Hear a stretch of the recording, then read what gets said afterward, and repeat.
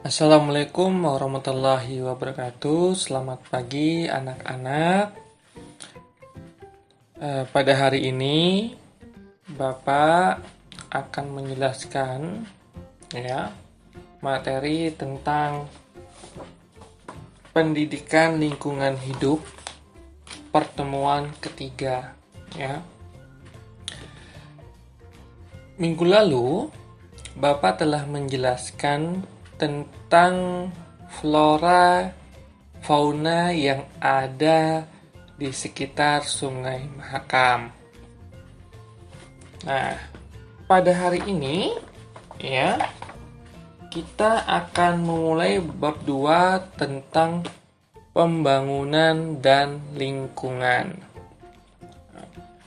Bapak harap kalian bisa menyimak video yang Bapak buat ini. Silahkan dicatat di buku catatan poin-poinnya sehingga tidak perlu lagi mengulang-ulang menonton video ini untuk belajar di kemudian hari ya. Jadi pada dasarnya pendidikan lingkungan hidup ini nanti ke depannya kita akan berhubungan dengan lingkungan di sekitar daerah kita ya. Bapak harap anak kelas 8A sampai 8F bisa mengikuti pembelajaran baru ini karena bertahun ini ada di sekolah kita. Pada bab 2, pembangunan dan lingkungan kita lihat definisi dari pembangunan dan lingkungan dulu. Nah, pembangunan adalah proses perubahan yang mencakup seluruh sistem sosial seperti politik, ekonomi, infrastruktur, pertahanan, pendidikan dan teknologi, serta kelembagaan dan budaya menurut Alexander. Sedangkan menurut Portes, pembangunan sebagai transformasi ekonomi, sosial, dan budaya. Pembangunan adalah proses perubahan yang direncanakan untuk memperbaiki berbagai aspek kehidupan di dalam masyarakat. Ya.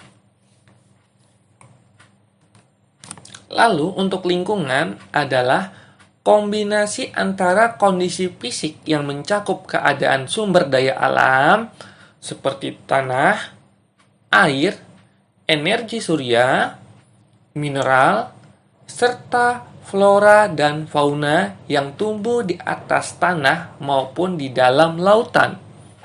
Dengan kelembagaan yang meliputi ciptaan manusia seperti menggunakan lingkungan fisik. Lingkungan juga dapat diartikan menjadi segala sesuatu yang ada di sekitar manusia dan mempengaruhi perkembangan kehidupan manusia. Jelas ya. Jadi sebenarnya lingkungan pendidikan ilmu lingkungan ini sangat erat berkaitan dengan pelajaran IPA ya. Sangat erat berkaitan dengan pelajaran IPA. Seperti kemarin kita belajar tentang flora dan fauna ya, kita belajar tentang aliran Sungai Mahakam. Nah, kali ini kita akan belajar tentang pembangunan ya. Pertemuan ini tidak hanya sekali, mungkin beberapa kali, tapi sepertinya hari ini hanya menjelaskan, jadi tolong didengarkan baik-baik, tidak ada latihan ya. Lalu pembangunan berbasis kelestarian lingkungan. Pembangunan yang berbasis kelestarian lingkungan diperlukan suatu pengolahan lingkungan yang baik ya anak-anak ya. Pengolahan lingkungan yang baik dapat mencegah kerusakan lingkungan akibat suatu aktivitas pembangunan. Nah, jadi jangan sampai kita melakukan pembangunan tapi kita juga merusak lingkungan. Kita sebisa mungkin menjaga lingkungan sekitar kita tetap menjadi baik walaupun adanya pembangunan. Hal ini bertujuan untuk mencegah kelangkaan sumber daya alam dan lingkungan yang ada, serta mencegah pencemaran yang dapat membahayakan. Ya. Pengolahan lingkungan merupakan upaya yang dilakukan secara bertahap karena tindakan dalam pengolahan diawali dengan penyusunan rencana, tahap pelaksanaan yang berupa pemanfaatan, pengendalian, dan pengawasan, serta tahap pemulihan dan pembangunan lingkungan untuk menjaga kelestarian kualitas lingkungannya. Nah, misalnya satu, ya, pencemaran lingkungan itu berkaitan erat dengan kualitas lingkungan. Sedangkan kualitas lingkungan yang baik memiliki potensi dalam perkembangan kualitas hidup yang tinggi. Pembangunan yang berbasis pada kelestarian lingkungan dapat dicontohkan seperti pembangunan yang tetap memperhatikan keberadaan ruang terbuka hijau dan hutan kota. Selain itu, pembangunan yang berbasis pada kelestarian lingkungan juga perlu memperhatikan aspek pembangunan berkelanjutan. Jadi dalam pembangunan ini kita harus melihat dulu, ya, memperhatikan keberadaan ruang hijau terbuka. Ya, ini ruang hijau kita sudah sangat sedikit, sangat minim, ya, di daerah-daerah kita, apalagi daerah perkotaan, ya. Lalu, pembangunan juga harus berwawasan lingkungan. Apa itu? Yaitu dengan memperhatikan aspek lingkungan sejak pembangunan tersebut direncanakan hingga pembangunan telah selesai dilaksanakan. Jadi, ketika direncanakan membangun suatu pembangunan di suatu daerah, ya, harus memperhatikan aspek lingkungannya dulu. Nah, apa yang akan terjadi jika ini setelah selesai di lingkungan sekitar? Dalam hal ini, suatu pembangunan harus berjalan selaras dengan kepentingan umum. Ya, jadi ketika ada pembangunan, dia harus selaras dengan kepentingan umum. Jangan sampai mengganggu kepentingan umum, ya. Sehingga pertumbuhan ekonomi tidak hanya memenuhi kepentingan generasi sekarang, tetapi juga generasi yang akan datang.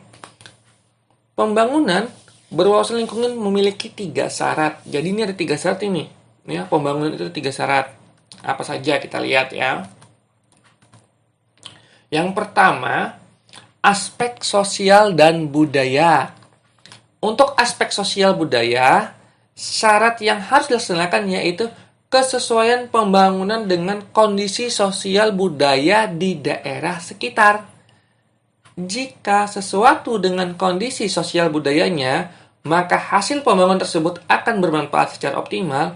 Sebaliknya, jika masyarakat secara sosial budaya belum siap, maka hasil pembangunannya juga akan sia-sia. Ya. Dalam artian belum siap ini seperti apa, ya? Misalnya pembangunan ini membangun tenaga surya, tenaga listrik, tenaga surya di daerah tertentu. Ternyata warga setempat belum siap, maka akan menjadi sia-sia, ya. Lalu yang kedua, aspek ekologi atau lingkungan. Untuk aspek lingkungan, syarat yang harus dilaksanakan adalah adanya kajian awal mengenai dampak lingkungan atau AMDAL dan hubungan dengan proyek pembangunan. Misalnya perusahaan batubara, ya, ini aspek terhadap lingkungan sekitarnya apa? Seharusnya batubara itu tidak ada di sekitar lingkungan masyarakat, ada jaraknya dia. Nah, ini juga salah satu dampaknya dari pembangunan yang kurang bagus. Tapi itu batubara, perusahaan batubara yang ilegal, ya. Sehingga dia, ya, bisa kita lihat di sekitar kita apakah ada atau tidak, ya. Kalian pasti paham. Lalu yang ketiga yaitu aspek ekonomi. Untuk aspek ekonomi, syarat yang harus dilaksanakan yaitu pembangunan harus bernilai ekonomis dengan memperhatikan kelayakan suatu pembangunan. Contoh, misalnya di kota ada mall, tidak mungkin dong supermarket ada di desa, ya. Sudah, kenapa? Karena daya beli orang daerah dengan orang perkotaan itu berbeda. Sehingga kalau ada mall di suatu daerah tertentu yang daerah bahasanya desa, maka mall itu tidak akan sesuai ekspektasi dalam pembangunan, ya. Tidak ada ekonomi yang berputar karena tidak ada yang beli. Sedangkan kalau di kota, banyak orang yang ke sana sehingga aspeknya berjalan, aspek ekonominya, ya, perekonomiannya berputar di sana. Ada yang belanja hampir setiap hari. Jelas ya anak-anak ya? Kemudian, pembangunan berwawasan lingkungan memiliki 3 syarat penting tadi ya. Nah, masih kita lanjutkan. Ya, ini aspek sosial. Masih sama ya, maaf, Bapak ulangi, masih sama ya. Masih sama. Ini seperti tadi bisa kalian lihat ya. Copy 2 kali. Lalu, sekarang kita berbicara tentang sumber daya alam. Artinya tentang lingkungan ya. Kalau ini kan pembangunan. Nah, ini tentang sumber daya alam. Nah, kalian telah belajar di IPA tuh, di SD maupun SMP. Sumber daya alam itu terbagi apa? Ada sumber daya hewani, ada hayati, ada sumber daya alam yang dapat diperbaharui, ada juga sumber daya alam yang tidak dapat diperbaharui. Sebenarnya, Bapak yakin kalian sudah tahu yang ini, jenis-jenis sumber daya alam, ya. Yang pertama, sumber daya alam hayati. Apa itu? Adalah sumber daya alam yang berasal dari makhluk hidup. Nah, sumber daya alam hayati bisa berasal dari hewan maupun tumbuhan. Jangan sampai kalian bilang tumbuhan itu bukan makhluk hidup. Tumbuhan makhluk hidup ya, karena mereka bertumbuh besar ya. Nah, contohnya sumber daya alam hayati adalah ayam, sapi, sayur, padi, jagung, dan lain-lain hingga ikan. Nah, ini contohnya, ini ayam ya. Ini contohnya, ini sapi ini lagi tren, kemarin baru bisa kurban ya. Lalu ini padi untuk pangan, tumbuhan, dan ini ikan konsumsi ya. Jadi ini contohnya sumber daya alam hayati ya. Kalian pasti tahu semua sudah ini. Nah, jadi kalau dipikir-pikir, oh Pak, ini lingkungan hidup ini tentang lingkungan sekitar kita. Betul. Jadi kita berbicara tentang pendidikan lingkungan hidup ini, kita tidak pernah jauh-jauh dari lingkungan sekitar kita. Tapi kalian baru, maka Bapak baru memperkenalkan secara garis besarnya ya. Nah, lalu apa lagi? Yaitu sumber daya alam non-hayati. Kalau tadi hayati, non-hayati. Apa itu non-hayati? Sumber daya alam yang bukan berasal dari makhluk hidup. Lawannya ya. Namanya juga ada hayati dengan non-hayati. Contohnya air, sinar matahari, udara, tanah, bahan tambang, minyak bumi, dan gas alam. Ya, mereka itu bukan makhluk hidup, tetapi mereka memang benda mati ya. Seperti contohnya air, sinar matahari, udara, tanah itu memang sudah ada ya, maka disebut sebagai sumber daya alam non hayati. Nah, air kan kita berlimpah nih di bumi ya, air berlimpah. Ini sinar matahari yang dimana sinarnya bisa kita manfaatkan sebagai tenaga surya yang nanti diubah menjadi tenaga gerak, tenaga listrik ya. Juga ada ini juga minyak bumi ya. Ini yang gambar ketiga ini lah, tambang di tengah laut untuk minyak bumi, perminyakan ya. Lalu ini adalah gas ya, dan gas alam ya, ini seperti Pertamina yang punya ya. Lalu ini sumber daya alam yang dapat diperbaharui, artinya dapat dipulihkan ya. Contohnya hewan, tumbuhan, pepohonan, dan ikan. Kenapa hewan? Karena hewan itu berkembang biak ya. Dia bisa diperbaharui selama memang jumlahnya masih banyak. Contohnya misalnya ayam ya, ada telurnya, ada ayamnya. Mereka cepat berkembang biak sehingga mereka salah satu contoh sumber daya alam yang dapat diperbaharui. Tumbuhan ya, tapi juga ada hewan yang susah mungkin ya untuk diperbaharui walaupun bisa. Contohnya seperti badak ya, badak sudah hampir punah. Bapak lupa apakah sudah punah atau belum. Yang jelas badak bercula satu di Indonesia sudah sangat berkurang, mungkin hanya tinggal ya hitungan jari. Lalu ikan pesut Salah satunya kalau di Kalimantan ikan pesut, dan sekarang yang paling rawan adalah orang utan, ya. Lalu tumbuhan juga begitu, ada tumbuhan-tumbuhan yang dijaga, dilestarikan, ya. Lalu pepohonan dan ikan. Nah, itu yang dapat diperbarui. Bagaimana yang tidak dapat diperbarui? Wah, kalian tahu pasti. Yang tidak dapat diperbarui misalnya adalah sumber daya alam, yaitu adalah minyak bumi, batu bara, dan gas alam. Pak, kenapa bisa minyak bumi itu tidak dapat diperbaharui? Di sini diartikan, ya, minyak bumi itu adalah hasil dari fosil-fosil dinosaurus zaman purba, termasuk batu bara. Ya, butuh berjuta-juta tahun untuk menghasilkannya, termasuk gas alam juga, sehingga dia sangat sulit untuk diperbaharui, tidak cepat. Nah, jadi memang kalau dipikir-pikir, lama-kelamaan minyak bumi di dunia bakal habis. Makanya sekarang semua lagi beralih ke yang lain, ya, mencari alternatif yang lain. Contoh misalnya kalau kita dulu menggunakan minyak untuk masak, sekarang sudah gas. Nanti kalau gas habis, listrik. Nah, listrik dari mana? Tenaga surya sudah bisa.